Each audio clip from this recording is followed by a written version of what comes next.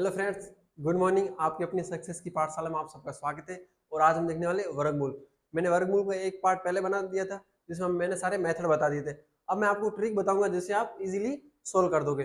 वो school level पे काम आने वाला और ये सारे कंपटीशन में आप इसका यूज कर सकते हो, जिससे बड़े से बड़ा क्वेश्चन आप इजीली कर दोगे। ठीक है ना। तो उससे पहले कुछ नोट्स लेके आए, वो देख लो आप, उसके बाद हम उसके क्वेश्चन में बता दूंगा। ठीक है। तो दो नोट है, क्या है, तो आपको बोला जाएगा कि भाई कोई क्वेश्चन पूछा जाता है कंपटीशन में कि बताओ ये परफेक्ट स्क्वायर, चार ऑप्शन दिए जाएंगे और बोला जाएगा कौन सा ऐसा नंबर है जो परफेक्ट स्क्वायर नहीं है, मतलब पूर्ण वर्ग संख्या नहीं है। तो कैसे बताओगे आप? उसके लिए क्या होता है, पूर्ण वर्ग संख्या नहीं है, मतलब not a perfect square number. तो क्या होगा, जिसका इकाई अंक मतलब यूनिट डिजिट है ना, जो वो क्या है 2378 या सिंगल जीरो।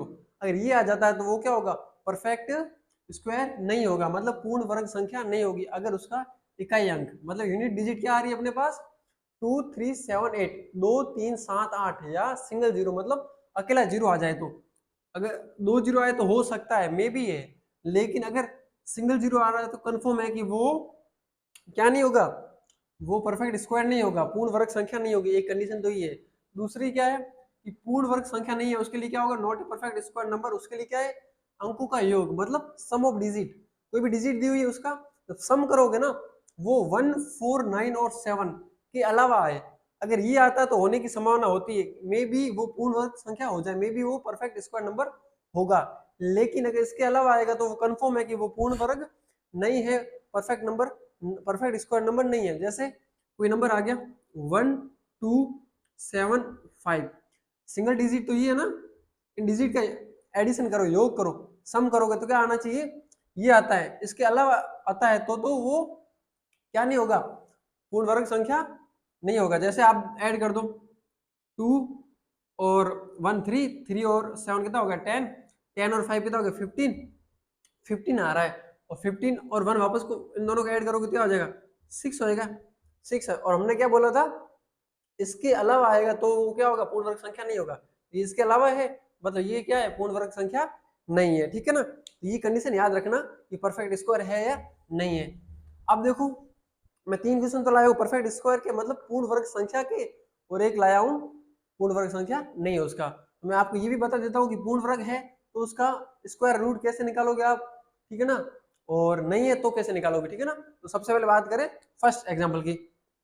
तो फर्स्ट एग्जाम्पल अपने को क्या बता रहा है, इसमें बोला गया है अपने को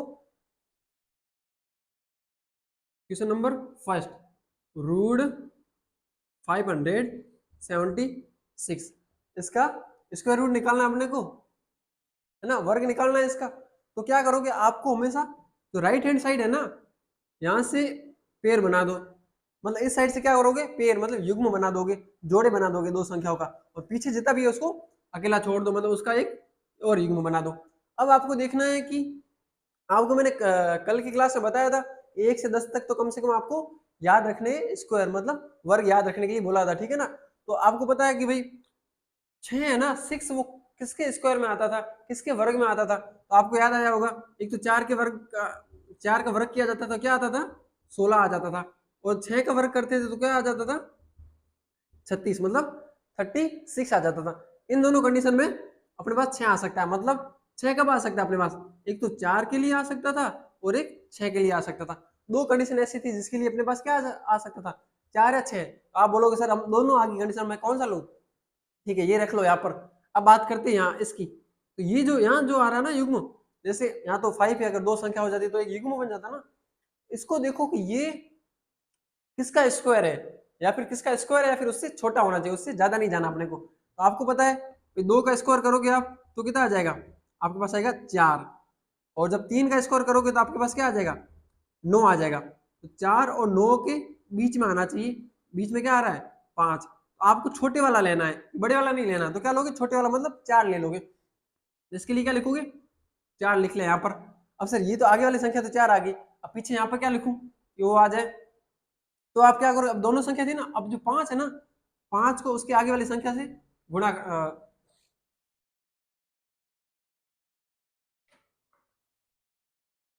जैसे देखो ये 4 आया तो 4 किसका रूट था, 4 किसके, 2 के लिए आया था ना, तो 2 यूज करोगे आप, या लिख लोगे 2। ठीक है। अब देखो आपको क्या करना है, 2 आया तो 2 को उससे आगे वाली संख्या से गुणा कर देना है। 2 गुणा 3 कर दिया तो कितना आया, 6 आया। ये 6 आ रहा है। अगर ये इससे कम है मतलब छोटी वाली लोगे, अगर ये इससे बड़ा है तो क्या कर दोगे, बड़ी वाली ले लोगे। मतलब क्या किया, अब ये 6 बड़ा है 5 बड़ा है, 6 बड़ा है ना तो 5 छोटा है, अगर छोटा है तो छोटी वाली लेनी है, अगर बड़ा आ जाए तो बड़ी वाली लेनी है, छोटा है तो आप 4 ले लोगे, यहाँ क्या आ जाएगा 4 आ जाएगा। मतलब आपको पेन चलाना भी नहीं पड़ा और आपका आंसर आ गया, मतलब इसका वर्गमूल कितना आ गया 24। कैसे आया एक बार वापस से देख लो। सबसे पहले आपने क्या किया, पेड़ बना दिया, युग्म बना दिया, ठीक है ना। कहां से शुरू किया, तो राइट हैंड साइड से, इधर से शुरू कर दिया, ठीक है, एक पेड़ बन गया।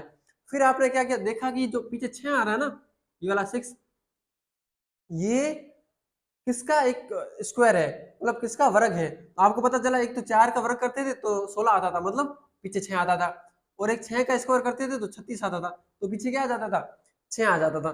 ये आपको पता चल गया, ठीक है ना। तो आपने 2 चीजें रख ली, 6 और 4। अब आप बोलोगे सर हम 4 ले या 6 ले, इसके लिए भी कंडीशन है भाई, दोनों में 2 चीजें ना, कौन सी लोगे आप, वो समय कैसे पता चलेगा। तो फिर उससे आगे वाले पे आ जाओ। अब देखो 5 लेके आना मेरे को, लेकिन 5 से ज्यादा नहीं होना चाहिए, कम होना चाहिए। तो आपको पता चला कि 2 का स्क्वायर करते तो 4 आता है, और 3 का करते तो 9 आता है, तो 9 तो 5 से ज्यादा हो जाएगा, तो छोटे वाला ले लोगे, मतलब 4, मतलब किसका स्क्वायर किया था, 2 का किया था आया था ना, तो आपने 2 लिख लिया। जैसे 2 लिखा, 2 को उसकी आगे वाली संख्या से गुणा कर दो, किससे करोगे, 3 से कर दोगे। 3 से किया तो मेरे पास क्या आ गया, 6 आ गया, मतलब 6 आया। मतलब अब देखो ये बड़ी है, ये बड़ी है, अगर ये छोटी है तो छोटी वाली ले लो, और अगर ये बड़ी है तो बड़ी वाली ले लो। ये छोटी है तो मैंने 4 लिख लिया, तो कितना आ गया, 24 आ गया अपने पास, ठीक है, सिंपल सा था। इसी प्रकार ये तो सर आपने बोला भाई 3 संख्याएं थी, 3 डिजिट थी, अगर 4 डिजिट का आ जाए तो कैसे करेंगे, तो वो भी देख लो। उसके लिए कैसे होगा वो देखो, सेकंड क्वेश्चन पे आ जाते हैं। रूड मेथड सबका सेम का सेम है सर, वही लगा होगा। सबसे पहले क्या किया, राइट हैंड से साइड से पेड़ बना दिया, पेड़ बन गया। फिर देखो 36, मतलब इसमें भी क्या चाहिए, 6 लेके आना आपने। 6 किस किस कंडीशन में आता था, वापस से आपको पता चल गया 4 आ सकता है और 6 आ सकता है, दोनों कंडीशन में आ सकता है। अब 31 लाना अपने को, 31। अब इधर देखो किससे छोटा और किससे बड़ा है, तो 5 का स्क्वायर किया तो 25, 6 का किया तो 36, तो 5 का करोगे, इधर तो आ गया 5 का स्क्वायर, इधर आ गया 6 का स्क्वायर।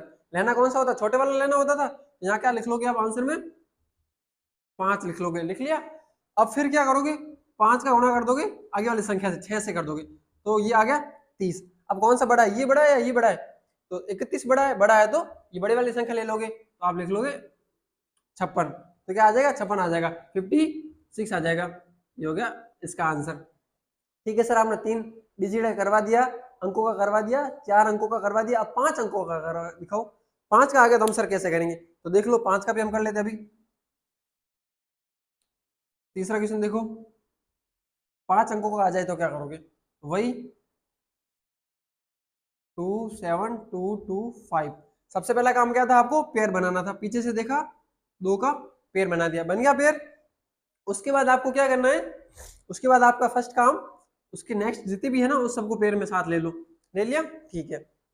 अब देखो 5 किस किस कंडीशन में आ सकता था, 5 एक तो 5 का स्कोर करोगे तो 5 आएगा, और कोई कंडीशन थी कि 5 आएगा, नहीं आएगा ना, 5 के अलावा कुछ नहीं आ सकता, तो ये होगा फिक्स 5 आ जाएगा। अब देखो 272 चाहिए अपने को,